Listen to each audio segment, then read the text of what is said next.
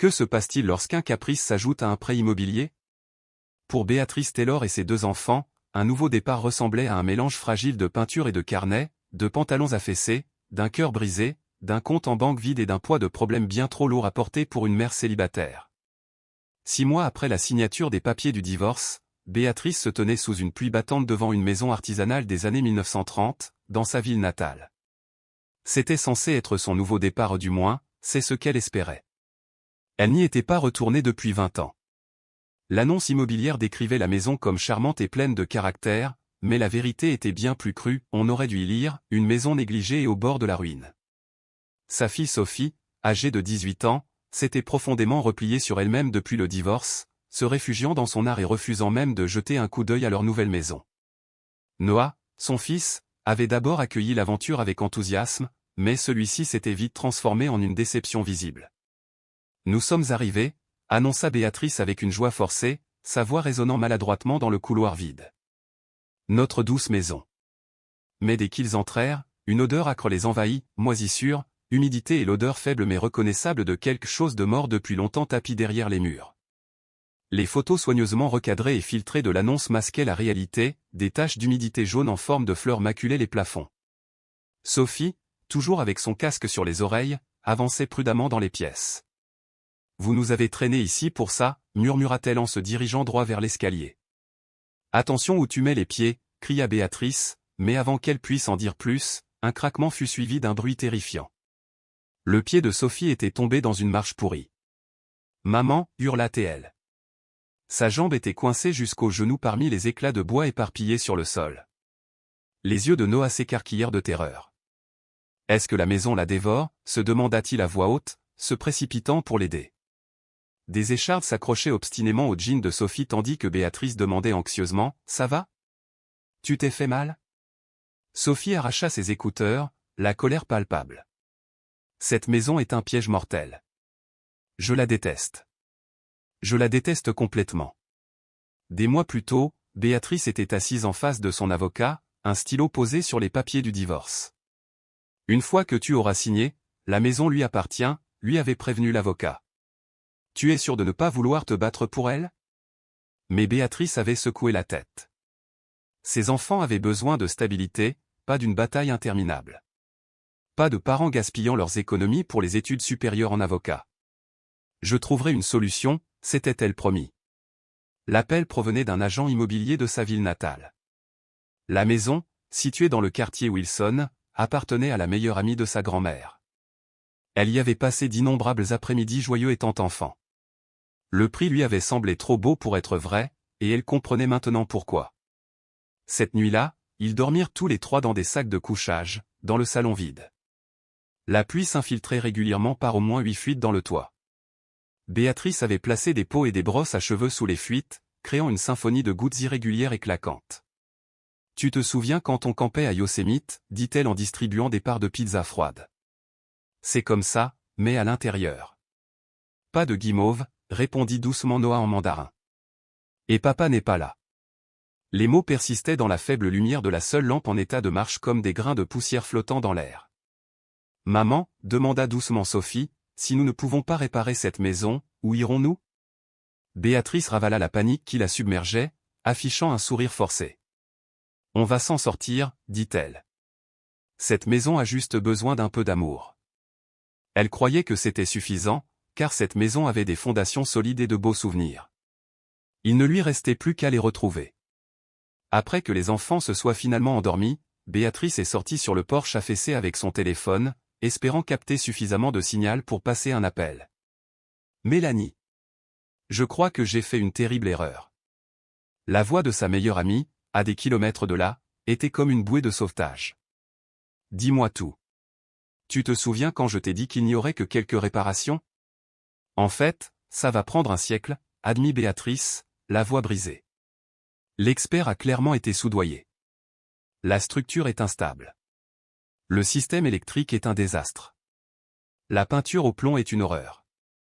Je ne sais même pas par où commencer. Tu peux retourner chercher ton argent, lui conseilla Mélanie. J'ai investi tout ce qui restait du divorce dans cette maison, dit Béatrice en essuyant ses larmes. Si j'abandonne maintenant, nous n'aurons plus rien. Elle ne pouvait pas laisser ses enfants la voir ainsi. Sophie lui parlait à peine depuis le divorce, et Noah faisait de son mieux pour rester fort. Un lourd silence s'installa. Puis Mélanie dit pensivement, « Tu sais, ma grand-mère disait toujours que c'est parce qu'on ne voit pas plus loin que le bout de son nez. » Mélanie trouva un balai et commença à balayer la cuisine. Quand Noah descendit en rampant, il y avait suffisamment d'espace pour poser leur réchaud de camping. « Pancaque, dit Béatrice avec une gaieté forcée en retournant une crêpe. Et j'ai une bonne nouvelle, l'eau est de retour. La bouilloire est un peu fragile, mais elle fonctionne. On a une salle de bain. Enfin, plus ou moins. » Noah s'approcha prudemment des crêpes. « On va vraiment vivre ici, maman ?» demanda-t-il. Béatrice hocha fermement la tête. « Oui. Et nous allons en faire un endroit merveilleux. » Après le petit déjeuner, Sophie remua la pâte et annonça, « J'ai un plan. Appelle papa et dis-lui que c'est une énorme erreur. » Le corps de Béatrice se tendit. « Ton père est parti, Sophie. Lui et Claire commencent une nouvelle vie. Et nous aussi. » « On n'a rien demandé, hurla Sophie. Papa et toi avez tout gâché, et maintenant vous nous entraînez dans ce trou. » Béatrice sentit le contrôle lui échapper. « Je fais de mon mieux, Sophie. Crois-tu que je voulais ça? Que j'avais tout planifié? Je n'ai rien demandé de tout ça. » Un silence plana entre eux, rompu seulement par la petite voix de Noah. La chose dans le jardin était une cabane dans les arbres. Béatrice se tourna vers la direction qu'il lui indiquait à travers la fenêtre sale. Nichée dans une immense clôture grillagée se trouvait une cabane dans les arbres délabrés, autrefois un refuge précieux pour les enfants. « On dirait bien, dit-elle, soulagée de la distraction. Tu veux aller le voir après le petit déjeuner? » Noé hocha la tête avec enthousiasme. Plus tard dans la matinée, il se tenait sous la vieille cabane.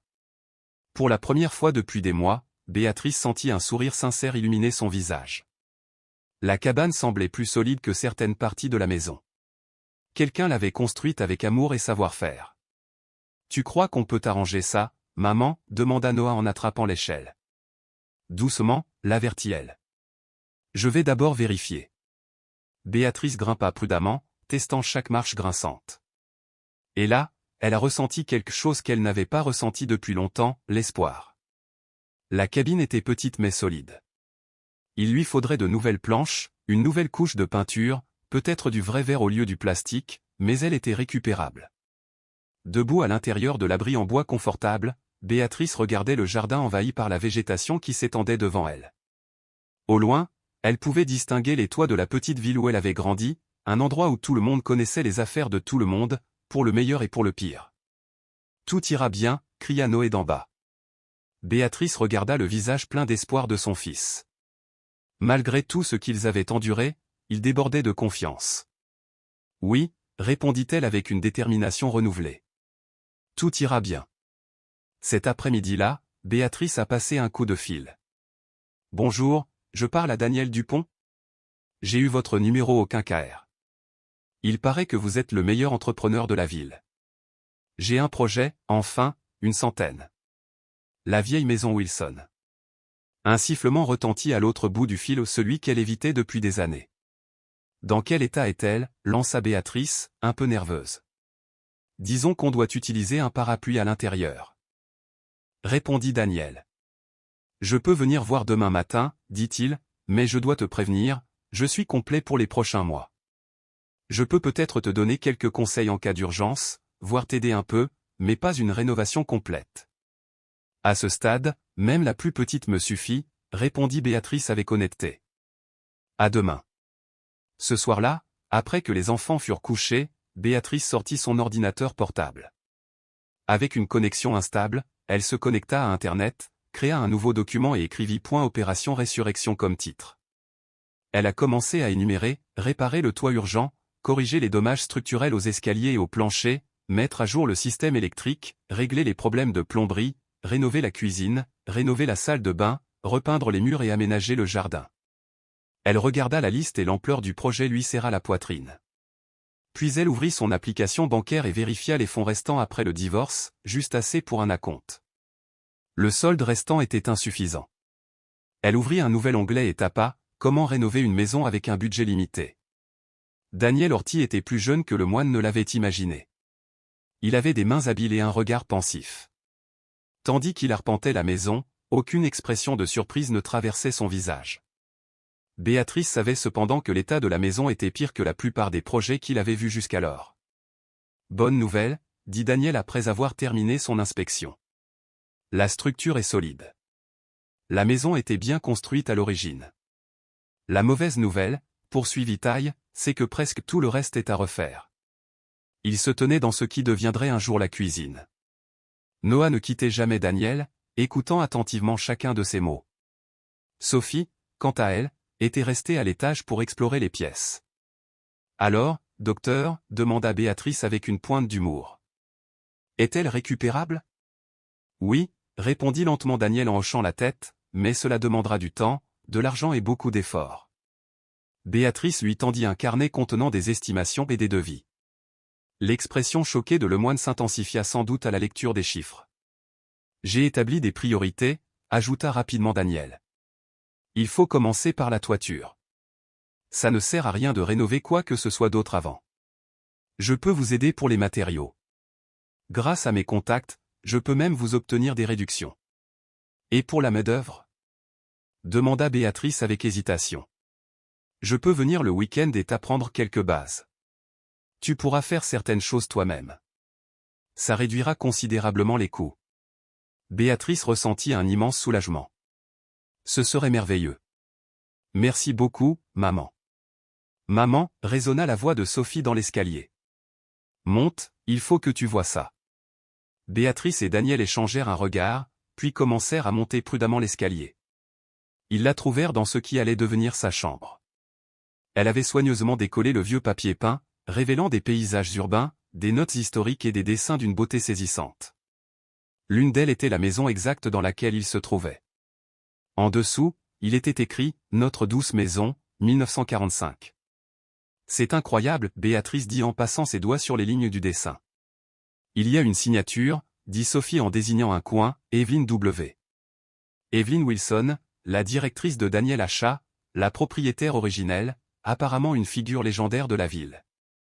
Mon grand-père parlait souvent d'elle. Elle est toujours en vie, a déclaré Béatrice. C'était la meilleure amie de ma grand-mère.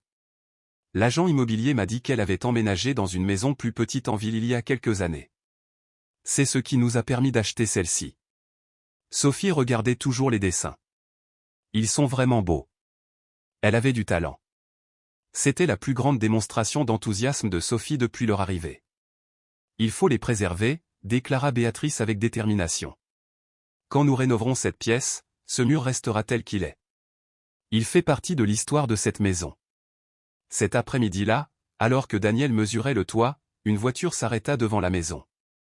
Une petite femme âgée, aux cheveux soigneusement coiffés, remonta lentement le chemin de pierre déchiqueté jusqu'à la porte. Sans frapper, elle entra. « Ma chère Missy Wilson » appela Béatrice. Les yeux de la vieille femme se plissèrent en un sourire chaleureux. « Béatrice Thor, regarde comme tu as grandi. Je reconnaîtrai ces yeux entre mille, ce sont ceux de ta grand-mère. » Béatrice se précipita pour l'aider à monter les marches. « Entrez, s'il vous plaît. Mais je dois vous prévenir, depuis sa mort, tout est un peu chamboulé ici. » Elle jeta un coup d'œil dans le couloir, le visage empli de tristesse et de résignation. « Comme moi, sans doute. » Ils se dirigèrent vers le salon où Béatrice avait installé quelques chaises pliantes, le seul meuble qu'elle possédait en plus des sacs de couchage. « J'ai entendu dire que tu avais acheté la maison, » dit Missy Wilson. « Dans une petite ville comme celle-ci, les gens parlent, tu sais. Quand j'ai appris que tu étais la petite-fille de Margao, j'ai pensé qu'il fallait que je vienne voir par moi-même. » Béatrice lui lança un regard lourd de sens. « Tu fuis quelque chose, n'est-ce pas? Comme ta grand-mère quand elle est arrivée ici. » Béatrice se figea de surprise.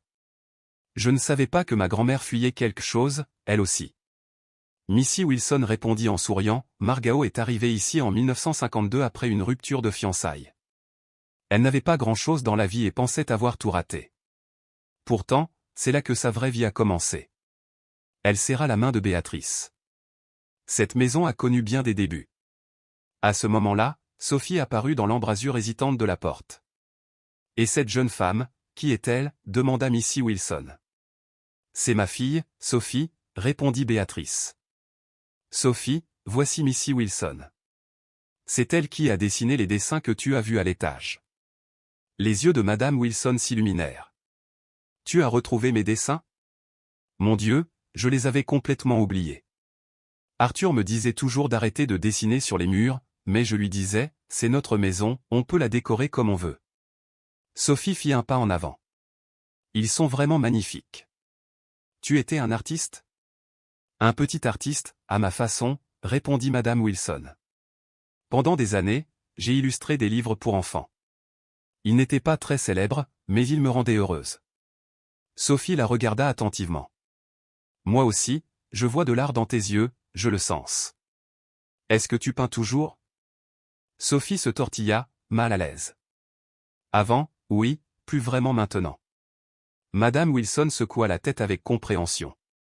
La créativité s'épuise parfois, mais elle revient quand on est prêt. Béatrice se retourna alors.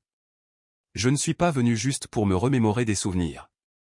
Elle fouilla dans son grand sac et en sortit un vieux carnet relié et usé par le temps. Le journal de la maison. Arthur et moi avons tout noté, quand nous avons changé la bouilloire, de quelle couleur nous avons peint chaque pièce, quelles fleurs nous avons plantées dans le jardin. Je pensais que ça pourrait être utile. Béatrice prit le carnet avec respect. Merci. Il est vraiment précieux. Votre grand-mère y figure également, ajouta Madame Wilson, les yeux brillants. En 1963, elle a planté la roseraie avec moi, et durant l'été 67, une branche s'est coincée dans la fenêtre de l'étage pendant une tempête. Votre grand-père Arthur l'a aidée à la réparer. Elle se redressa péniblement. Je dois y aller, mais je reviendrai voir l'avancement des travaux. Cette vieille maison mérite des gens qui lui redonneront vie.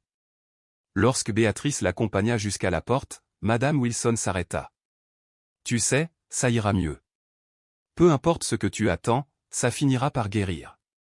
Les fissures de la maison ne disparurent pas, mais au fil du temps, elles s'immiscèrent dans son histoire, marquant le passage des années et des souvenirs.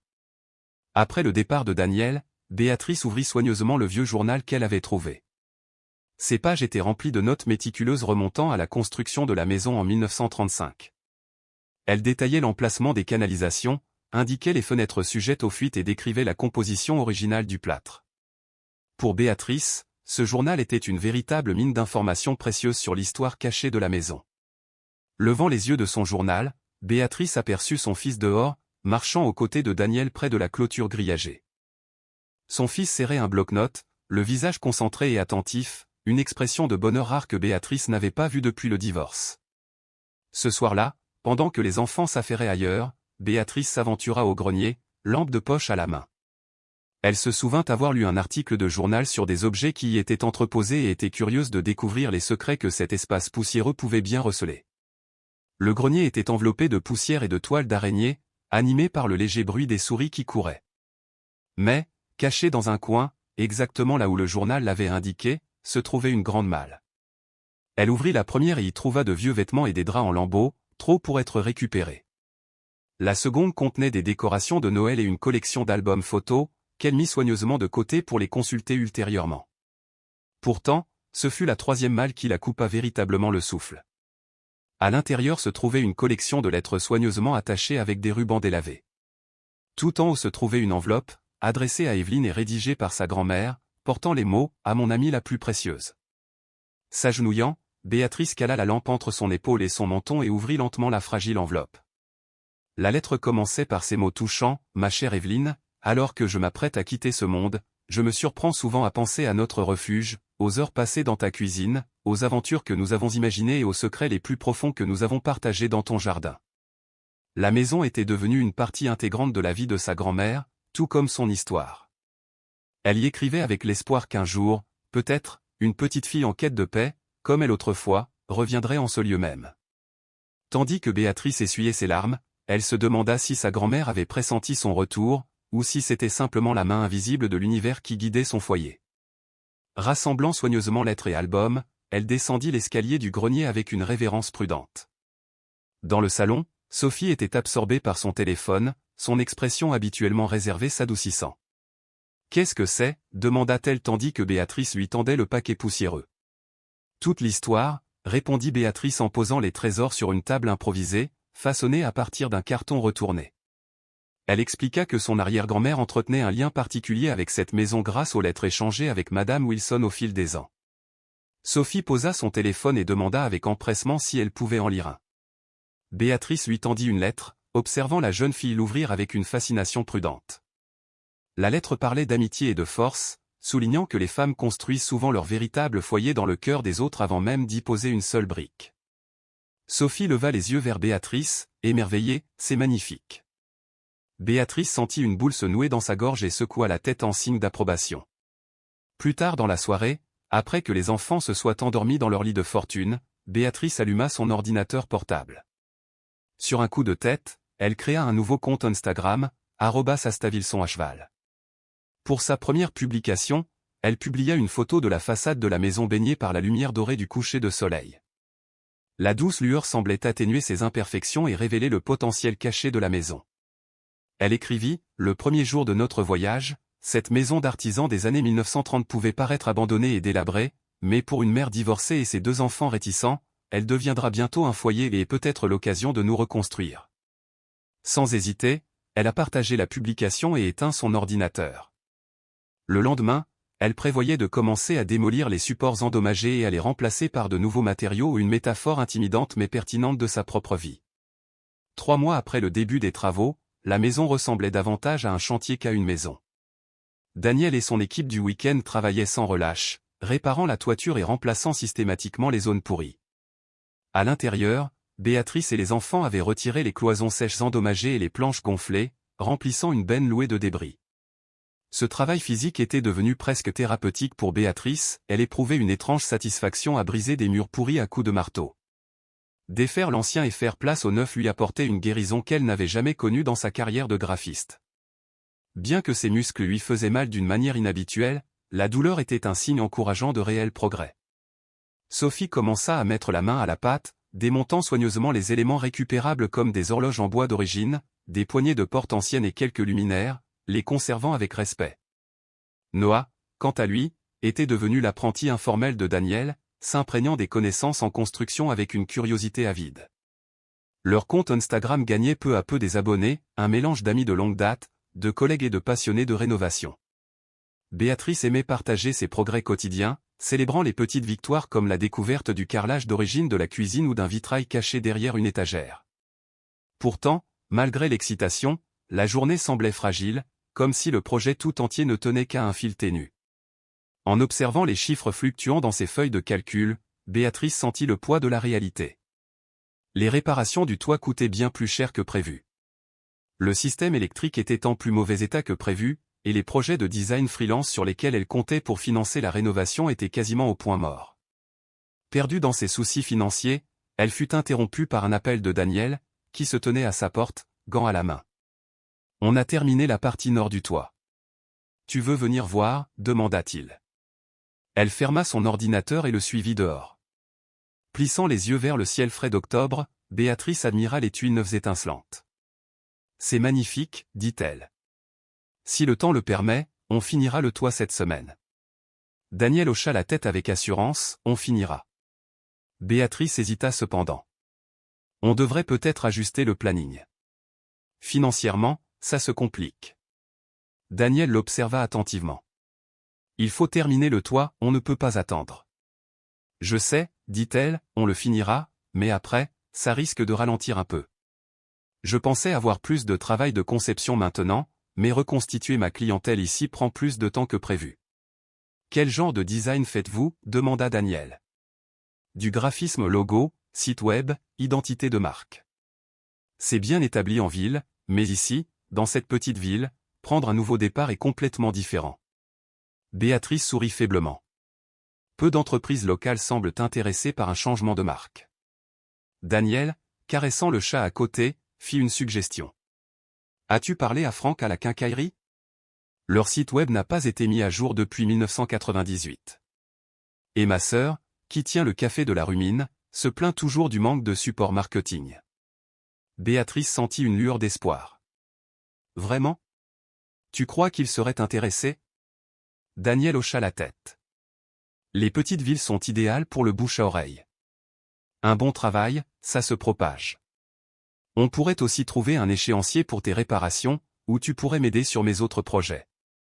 Il proposa, accepteriez-vous de faire des travaux de conception pour mon entreprise de construction en échange de travaux sur la maison? Avant que Béatrice puisse répondre, de grosses gouttes de pluie commencèrent à tomber.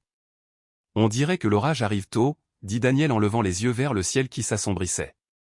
Ils tendirent la bâche qui recouvrait la partie inachevée du toit alors que la pluie et le vent s'intensifiaient. Lorsqu'ils eurent fini de sécuriser la zone, tous deux étaient trempés jusqu'aux os. Tu devrais rentrer, dit Béatrice en se tenant sur le seuil. Le temps ne fait qu'empirer. Un coup de tonnerre secoua la maison, et les lumières vacillèrent 2 fois avant de s'éteindre complètement. Noah apparut dans la cuisine, une lampe de poche à la main. Coupure de courant, gémit-il. Super, marmonna Béatrice, exaspérée. Daniel promit de vérifier le tableau électrique avant de partir. Prenant la lampe de poche de Noah, Béatrice monta prudemment l'escalier. Sophie, il n'y a plus d'électricité, appela-t-elle doucement, mais aucune réponse ne vint de derrière la porte close. Frappant doucement, elle ouvrit et trouva la pièce vide. Elle inspecta la salle de bain et les autres chambres avant de redescendre. Elle n'est pas en haut, dit Béatrice à Noah, essayant de contenir l'inquiétude dans sa voix. Noah secoua la tête. Je ne l'ai pas vue depuis le déjeuner.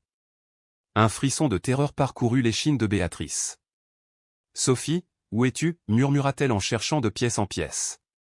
Pendant ce temps, Daniel revenait du sous-sol. Le disjoncteur est bon. C'est une panne générale dans le quartier, mais il y a un problème plus grave, l'eau s'infiltre. Le sous-sol commence à être inondé. Béatrice remarqua à peine ces paroles. Sophie était partie. Noah suggéra la cabane. Était-elle dehors, sous cette tempête? Malgré ses craintes, Béatrice se précipita vers la porte de derrière, sachant que c'était typique de Sophie de se réfugier dans sa cabane partiellement réparée, sans se soucier du temps. Tous trois sortirent précipitamment sous la pluie battante. Sophie, cria Daniel, mais la cabane était vide. Les feuilles et la pluie s'engouffraient par la fenêtre ouverte. Elle est peut-être allée chez une amie, hurla Daniel pour couvrir le vent. Elle n'a pas d'amis ici, répondit Béatrice, la voix tremblante de panique. Elle est seule.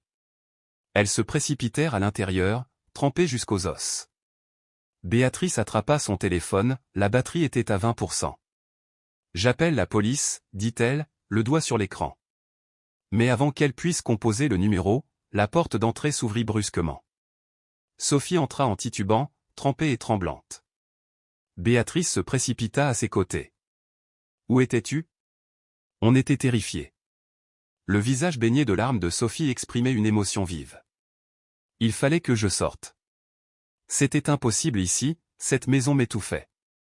La colère de Béatrice s'enflamma. En pleine tempête? Où étais-tu? J'étais à la bibliothèque. J'ai perdu la notion du temps, rétorqua Sophie en s'écartant. Arrête de me traiter comme une enfant. J'ai 14 ans. Oui, tu es une enfant, et tu ne peux pas disparaître sans prévenir personne, dit Béatrice fermement. Sophie rétorqua, avant de nous entraîner dans cette ruine, tu nous as demandé notre avis. Quand tu as divorcé de papa, tu nous as consultés. Tu prends toutes les décisions, tu détruis nos vies, et ensuite tu te comportes comme si c'était moi l'irresponsable. Béatrice recula comme frappée. L'accusation la blessa, car, au fond d'elle-même, elle craignait qu'elle soit vraie.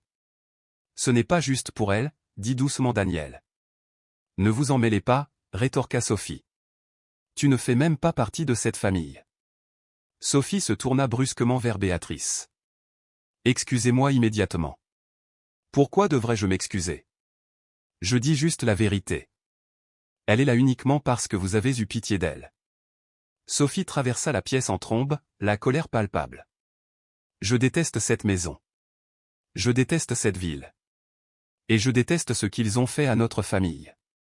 La porte de la chambre claqua derrière elle, résonnant dans toute la maison délabrée. Un silence troublant s'installa, ponctué seulement par le bruit de l'eau qui s'écoulait par de nouvelles fissures au plafond. Je suis désolée, murmura enfin Béatrice, les joues rouges de honte. Je suis tellement désolée. Noah se tenait silencieusement à proximité, ses yeux écarquillés reflétant son inquiétude. Sophie ira bien, demanda Béatrice en serrant son fils contre elle. Elle ira bien. On s'en sortira tous. C'est juste une période difficile, lui assura-t-il. Daniel l'interrompit doucement, en parlant de problème, il faudrait vérifier l'inondation au sous-sol. Ça va empirer. La tempête avait clairement fait ses preuves, l'eau s'infiltrait jusqu'aux fondations. Malgré tous leurs efforts, pulls, serviettes et même l'aspirateur électrique que Daniel avait apporté, une petite flaque d'eau se formait sur le sol en béton. Béatrice se sentait dépassée, comme si la maison elle-même rejetait leurs efforts. Chaque amélioration était suivie d'un nouveau problème, et les défis à venir semblaient aussi implacables que le temps dehors. Vers minuit, la tempête s'était enfin calmée, mais l'électricité était toujours coupée. Daniel resta sur place pour participer au secours, conscient de l'ampleur des dégâts. Dans plusieurs pièces du rez-de-chaussée, l'eau s'était infiltrée sur le plancher, imbibant le bois exposé, déjà tordu et taché par l'humidité. Il faudra tout évaluer à la lumière du jour, dit Daniel en s'apprêtant à partir. Ce sera peut-être mieux une fois sec, ajouta-t-il, même si tous deux comprirent que ce n'était qu'un optimisme optimiste. Après le départ de Daniel, Béatrice se retrouva seule dans la cuisine obscure. La douce lueur d'une lampe à piles projetait de longues ombres vacillantes sur les murs. Noah s'était enfin endormi, mais Sophie restait enfermée dans sa chambre, silencieuse et distante. La vieille maison continuait de gémir et de craquer sous les effets de la tempête. Bien qu'aucun bruit ne vienne de la chambre de Sophie, on entendait l'eau couler goutte à goutte dans une bassine qu'un moine avait judicieusement posée sur le sol pour colmater les fuites. Cherchant à se distraire, Béatrice sortit son téléphone, qui se chargeait sur son ordinateur portable, et ouvrit sa galerie photo. En parcourant les images, les souvenirs de leur vie d'avant revinrent à la surface. Il y avait des photos d'un jardin bien entretenu, d'une spacieuse maison de banlieue, d'anniversaires d'enfants remplis de rires, de vacances en famille avec son ex-mari ou des moments figés dans le temps qui évoquaient le bonheur et l'insouciance. Elle marqua une pause, se demandant en silence, tout cela n'était-il qu'une illusion? Sur un coup de tête, Béatrice ouvrit Instagram et commença à écrire. Ce soir, la rénovation a touché le fond. Vraiment. Le sous-sol est inondé, il n'y a plus de courant, et ma fille adolescente vient de me dire qu'elle déteste tout dans notre nouvelle vie. Parfois, je me demande si j'ai fait une erreur en essayant de sauver cette vieille maison. Est-ce juste une autre façon d'échapper à des vérités que je ne veux pas affronter? Parce que certaines choses ne peuvent peut-être pas être réparées. Elle hésita, son doigt sur le bouton de partage. Voulait-elle vraiment exposer une telle vulnérabilité à des inconnus? Prenant une grande inspiration, elle appuya sur « Envoyer ». Le matin arriva, une faible lumière du jour filtrant à travers les fenêtres encore striées de pluie.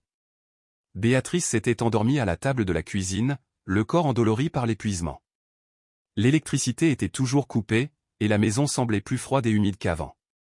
Avec un soupir, elle monta l'escalier du sous-sol, redoutant ce qu'elle allait trouver. Le niveau de l'eau avait légèrement baissé, mais la boue et les débris encombraient chaque recoin. Le chauffe-eau était visiblement irréparable, une perte coûteuse qu'elle ne pouvait se permettre. Elle examina les dégâts d'un air sombre. Des pas résonnèrent derrière elle. « C'est vraiment terrible », dit Sophie d'une voix douce, dénuée de la colère qu'elle avait manifestée la veille. Se retournant, Béatrice vit sa fille debout dans l'escalier, emmitouflée dans un gros pull, l'air petite et hésitante. « Pas terrible », admit Béatrice avec honnêteté, mais je vais me débrouiller. Sophie hocha la tête et s'approcha. « Je suis désolée pour ce que j'ai dit hier soir, murmura-t-elle. En fait, tu avais raison sur certains points. Béatrice la serra chaleureusement dans ses bras, surprise et émue par ce geste. J'ai pris des décisions qui ont affecté ta vie sans vraiment te consulter. J'en suis désolé. Mais concernant le divorce, tu ne le voulais pas? La voix de Sophie était douce, presque hésitante. Non, admit-elle doucement. C'est à cause de lui, n'est-ce pas? Béatrice hésita. Elle savait que la relation de son mari avec une collègue beaucoup plus jeune avait été le déclencheur de leur séparation, mais elle avait toujours essayé de protéger leurs enfants de cette douloureuse vérité. Les relations sont compliquées, Sophie. Mais non, ce n'est pas moi qui ai voulu notre rupture. Sophie s'appuya légèrement contre sa mère. Je ne déteste pas vraiment cet endroit. Enfin, pas tout. Béatrice sourit doucement. Qu'est-ce que tu n'aimes pas là-dedans? Demanda-t-elle. Les dessins sur mes murs, les étoiles dans le ciel nocturne, et je pense que la cabane dans les arbres a du potentiel, répondit Sophie. Bien que simple, ces mots étaient lourds de sens pour Béatrice. Elle soupira profondément, jetant un coup d'œil vers le sous-sol inondé. Bon, commençons par un bon petit déjeuner. Ensuite, nous ferons une liste et nous nous attaquerons à chaque problème un par un. Alors que Béatrice montait l'escalier, son téléphone vibra de notifications. Un coup d'œil à l'écran lui fit découvrir des dizaines de réponses à sa publication Instagram de la veille, des messages d'encouragement, des conseils pratiques pour gérer les inondations, et même des propositions d'aide de la part d'abonnés locaux. Un commentaire retient son attention, avec chaque rénovation, il arrive un moment où l'on a envie d'abandonner. Généralement, c'est juste avant que la situation ne bascule. C'était Devlin Wilson. Béatrice ignorait même que cette femme âgée était sur Instagram, et les larmes lui montèrent aux yeux non pas de désespoir cette fois, mais de gratitude. Peut-être n'était-elle pas aussi seule qu'elle l'avait cru. Que se passe-t-il ? Demanda Sophie, remarquant l'expression de sa mère. Béatrice lui montra le téléphone. Apparemment, il y a plus de soutien que je ne l'espérais. Dans l'après-midi, l'ampleur des dégâts causés par la tempête était révélée au grand jour. Outre le sous-sol inondé, une partie du toit, récemment réparée, avait été endommagée, plusieurs fenêtres fuyaient et le jardin était devenu un bourbier boueux. L'électricité était toujours coupée, la compagnie d'électricité prévoyant un retour du service seulement en soirée. Béatrice était assise à la table de la cuisine, calculatrice à la main, ajustant son budget serré pour tenir compte de la dernière catastrophe. Elle essayait de tirer le meilleur parti de chaque dong, mais malgré tous ses calculs, les chiffres restaient obstinément négatifs. Soudain, la sonnette retentit. Elle abandonna ses calculs et ouvrit la porte pour trouver Daniel debout, accompagné d'un petit groupe de visages inconnus. « J'espère que la foule ne vous dérange pas, » dit Daniel. On a signalé des dégâts causés par la tempête dans tout le village, et ces gens voulaient venir vous aider. Une femme d'âge moyen s'avança. Je suis Élise, la femme de Franck, le propriétaire de la quincaillerie. Nous avons apporté des ventilateurs pour aider à sécher le tout quand le courant reviendra. Elle désigna un camion dans la cour, chargé de matériel. Un homme d'un certain âge en salopette se présenta, Jim Patterson. Quand les enfants sont occupés, j'aide parfois à la plomberie. Daniel sourit et pointa du doigt. Je vais jeter un œil à ce radiateur. Un à un, les voisins se présentèrent, un entrepreneur à la retraite, un paysagiste, un professeur de menuiserie au lycée. Béatrice les reconnut tous, grâce à Instagram ou aux rumeurs du village sur les rénovations de la famille Wilson. « Tu n'es pas obligé de faire ça, » dit Béatrice, stupéfaite par cette gentillesse inattendue. « Bien sûr que si, » répondit fermement Élise. « C'est comme ça dans les petites villes. Un jour, tu feras la même chose pour quelqu'un d'autre. » Alors que les bénévoles se dispersaient dans la maison, Béatrice croisa le regard de Daniel. « C'est toi qui as organisé tout ça ?» demanda-t-elle. Daniel secoua la tête. « Non, ce n'est pas mon idée. Madame Wilson m'a appelé ce matin. Elle vous suit sur Instagram et a entendu dire que votre maison avait besoin d'aide. Elle a beaucoup appelé, et d'autres personnes sont arrivées tout au long de la journée. Certains ont apporté des outils, d'autres des conseils ou de la nourriture. Noah, resté discret plus tôt, montra fièrement ses plans pour le réseau aux visiteurs. Sophie était même descendue au fond du jardin avec un professeur de peinture locale pour inspecter les objets récupérés au sous-sol. Ce qui semblait être un désastre insurmontable ce matin-là était désormais sous contrôle. Lorsque les derniers bénévoles sont partis, promettant de revenir la semaine suivante, Béatrice se tenait sur la véranda, admirant le coucher de soleil. Derrière elle, le bourdonnement des ventilateurs et des déshumidificateurs emplissait l'air bruit de dégâts et de rénovations mêlées. Daniel s'est approché en s'essuyant les mains avec un chiffon. « On a bien avancé aujourd'hui. » Béatrice secoua la tête, incrédule. « Je ne sais pas comment remercier ces gens. »« Tu peux commencer par venir à la fête du village la semaine prochaine, » suggéra Daniel. « C'est une excellente façon de rencontrer du monde, et peut-être de trouver des clients pour tes projets de décoration. » Il marqua une pause. La fête des moissons est un grand événement avec des stands d'artisanat, des vendeurs de nourriture et des entreprises locales qui présentent leurs services. Mon entreprise de construction a toujours un stand. En fait, vous avez dit que vous cherchiez des projets de design, a-t-il ajouté. Je voulais rafraîchir le logo et le site web de mon entreprise. On pourrait peut-être s'entraider, vous fournissez des services de design, et je vous assisterai pour vos travaux de rénovation spécialisés. Cette offre était exactement ce dont Béatrice avait besoin, tant sur le plan professionnel que financier. Ça a l'air formidable, répondit Béatrice en souriant. Après le départ de Daniel, elle ressortit son téléphone et ouvrit Instagram pour regarder des photos des camions et des voisins qui aidaient. Elle prit une photo et la légenda, il y a 1 heure, je pensais qu'on avait touché le fond.